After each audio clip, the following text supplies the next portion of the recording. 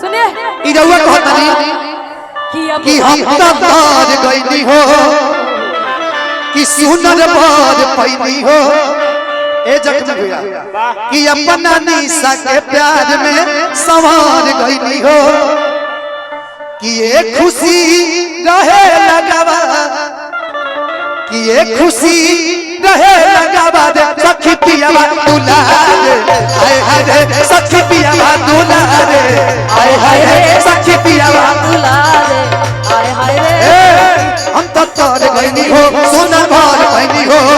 तार गईनी हो सुनर बर पैनी अपना राजा के प्यार में सवार गईनी हो अपना राजा के प्यार में सवार गईनी हो एक खुशी रहे लगावा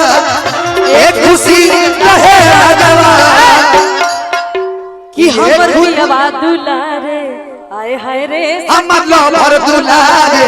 हाय हाय रे सखी पियावा दुलारे हाय हाय रे हमर लवर दुलारे हाय हाय रे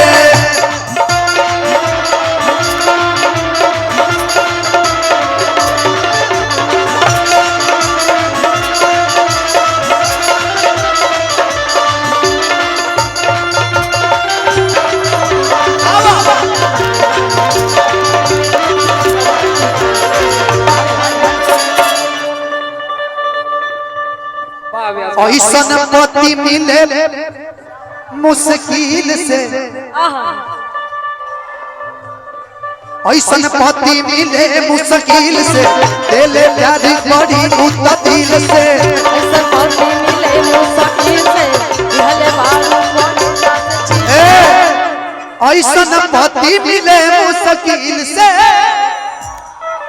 अरे करे प्यार तो हमारा से दिल से सुनिए ना पति जी मेरा स्केल तो नहीं है लेकिन फिर भी सिर्फ एक लाइन बोलेंगे कि ले ले आई हसेंट गमो कौआ राजा जी अच्छा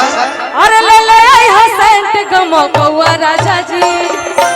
मारी मारी के घुमो पूरा गौआ राजा मारी मारी के घुमो पूरा गौआ राजा जी मारी मारी के घुमो पूरा गौआ राजा अरे पौआ में पायल छमो कौआ राजा जी पौआ में पायल छमो कौआ राजा जी हमारी मारी के घुमो पूरा गौआ राजा मारी मारी के घुमो पूरा गौआ राजा मारी मारी के घुमो पूरा गौआ राजा मोरा सबर दुलारे हाय हाय मोरा लवर एक खुशी रहे लगावा एक खुशी रहे लगावा कि हमर निशा दुलारे आए हाय रे अरे राउर ताजुल फिया बलम जान ले बाटे जी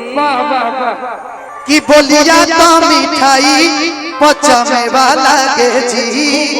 हरोरा में झकास कपड़ा करिया लागे ना है जी कि रहुरा में झकास अरे कपड़ा करिया लागे ना असवरिया अरे दाढ़िया जन बनाई बड़ी बढ़िया लागे आओ रेडी 1 2 3